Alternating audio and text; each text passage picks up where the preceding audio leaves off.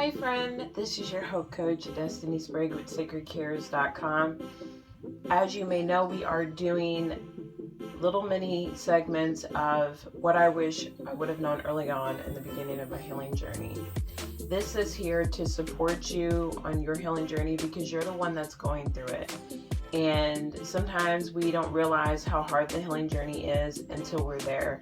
And sometimes we're just trying to hang on and we're trying to understand and we're trying to grow in wisdom, knowledge, and understanding regarding what we're actually going through. And so these segments are here to help support you. So make sure you go ahead and you subscribe, hit the bell to be notified, because this is your self-care. And you really do deserve to lean into that and receive the care that you need so that you can go to the next level in your life, so that you can let go of your past and heal from it, so that you can be present where you actually are in life, so that you can do what you've been created to do. So today's word is brief but so powerful, and I really wish someone would have told me back then, and this is the key to everything I'm getting ready to say. There's a couple keys here. Key 1, lessons produce life, and life produces reflections. Okay, I'll say that again. Lessons produce life, and life produces reflections. And what our life produces, and as I've said, reflections, it's either going to reflect God or it's going to reflect our enemy. And so the key to not reflecting what it is that you don't want, but what you do want, is responsibility. Okay? Responsibility. Responsibility leads to justification. And there's been some things that have been done to you that are not okay. But they're not okay. And you may be thinking you need to take responsibility for what other people have done to you.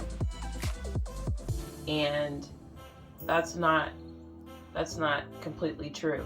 Yes, you can take responsibility and forgive them for the bitterness and resentment that you may be holding in your heart towards them. You can take responsibility to maybe not put as much hope in them as you did, and going to take responsibility in caring for your well-being after you spent years trying to get them to see your worth and to care about you or to treat you with respect, etc., etc. But often people that have a gift for caring are usually the people that are most traumatized. And it is very common, and it has been a personal struggle for me as well in the past, that I would take responsibility in an unhealthy way, not allowing God, I'm not going to say not allowing God, but not fully accepting God's justification towards what happened. And so there's been times in the past where I've kind of put my hands on things that God wanted justice. He wanted to provide justice for me, that I was putting my hands all over it, and years would go by and my hands would still be on that area. And because of that, I wasn't able to receive breakthrough. I wasn't able to receive justification. I wasn't able to break free from the trauma. I wasn't able to break free from the chains, the bondage, the slavery that I had to this master. Because honestly, anytime someone or something has control over you, they become your master. They become your master. Our animals shouldn't have control over us. Our children shouldn't have control over us. Okay? Husbands and wives are not supposed to have control over one another. They're supposed to love each other with understanding. Doesn't mean that a wife can't be submissive, but it's that a husband or even a wife doesn't try to own that person, because the Father doesn't even treat us like that. He doesn't treat us like he owns us. He doesn't treat us like we're his servants, but he treats us like we are his children. And he has an actual and healthy relationship with us. That's what whether we accept it or not, he's doing everything right. He's healthy and he's being healthy towards us. But often, really, let's be real, the true struggle is to accept what's healthy and to learn how to care for ourselves in ways that actually help us get to the next level. So often, we'll be praying and we'll be crying out to God about this, but when he tried to help us and he tried to get justification for us, and he was setting everything up and doing what he was needing to do so that our prayers could be answered, we were too busy fumbling with everything and messing with it when it needed to just be the way that it was. We started taking responsibility and trying to care and nurture that area again that we were no longer supposed to be around, keeping company with. And so the word today is stop taking responsibility for what you're not responsible for. There are things that you're responsible for, and there's also things that you're not responsible for. And you need to go find out, seek God about what you have been taking responsibility for that isn't your fault. How others treat you is not your responsibility. What people have done is not your responsibility. It's not your responsibility to take that on as this is who I am. Because I was treated unworthy, now I feel like I'm a failure and I'm worthless. Those are the words that come out for someone that's taking responsibility for something that they're not responsible for. Okay, so it's a really deep message and something that you can use to work on any area in your life. Remember the keys. There's 2 keys today to remember. That we need to use these keys so that we can do what we've been created to do and soar for the glory of God. So just remember that lessons produce life, and life produces reflection.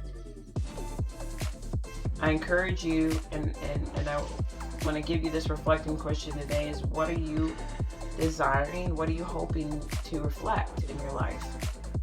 Because what you're hoping to reflect is what you are going to see take place in your life.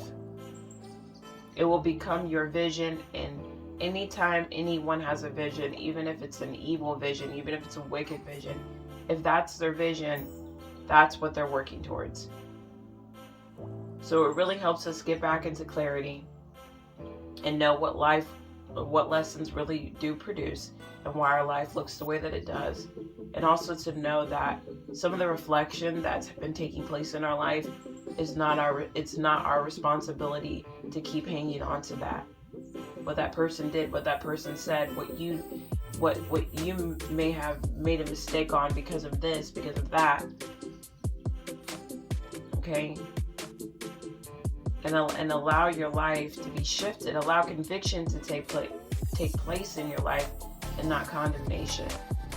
Because often we're taking responsibility and we are using that responsibility to condemn ourselves. And it's not helping us produce health because we're not actually caring for ourselves. So I want you guys to know that the caring process for your well-being, your healing of your emotions, your body,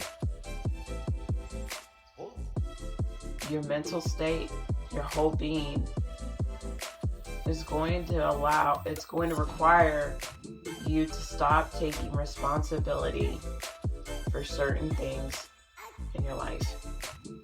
Stop taking responsibility for what others have done. Okay? The Word of God says all things are possible for those who believe. And when you believe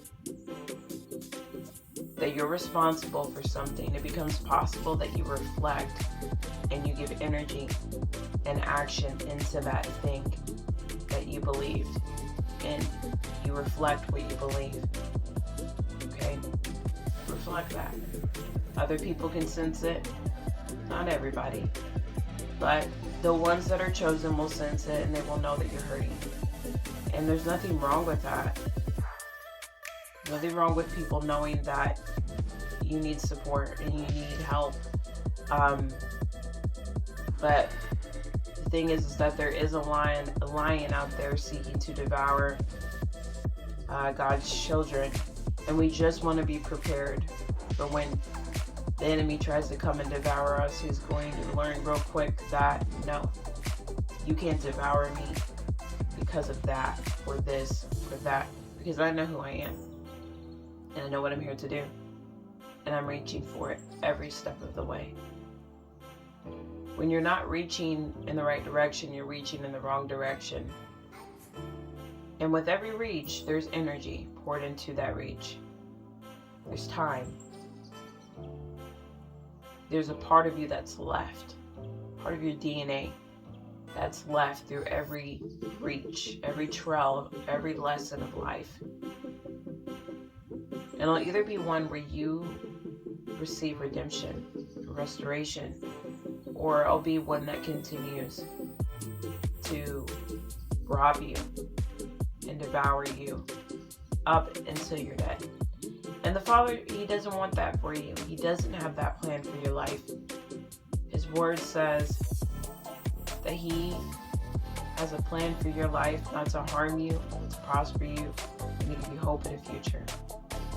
So stop putting yourself in harm's way. Stop taking responsibility for the harm that's been done in your life. It's not your fault. You're worthy. You're enough. You're loved. And if other people don't treat you that way, don't take responsibility for how they've treated you. Okay? Don't take on that responsibility, because if otherwise justification, restoration, redemption can't take fully place in your life. It can't manifest because you're still carrying the weapon that your enemy used on you. And you're starting to use it on yourself. And you become your own enemy. So again, what you believe, your mindset, your heart posture, your words, your ears, everything, your senses align with your beliefs, and everything that you believe is going to be what you reflect. So if you're wrestling with communication skills right now, it's probably because you're experiencing a lack of intimacy, and you may not even know exactly what healthy intimacy looks like and what sacred healing intimacy looks like. And so I encourage you to plug into our masterclass that we're having, the Intimacy Masterclass, where we're going to be building communication skills. We're going to be learning about the tolerance scale of what you should be tolerating, what you shouldn't be tolerating, to stop tolerating certain things, what the tolerance scale even looks like, what it means for the person that has a gift for caring. We're going to talk about intention. We're going to be talking about all kinds of stuff that is going to help you build a real intimacy with others. But the most important thing is to build intimacy with you and God. So if this video encouraged you, make sure that you go ahead and subscribe, hit the bell to be notified. If you're wanting to enter the masterclass, the link will be in the description. But until next time, I hope that you have a blessed day. This is your Hope Coach. Remember, keep placing your hope in God.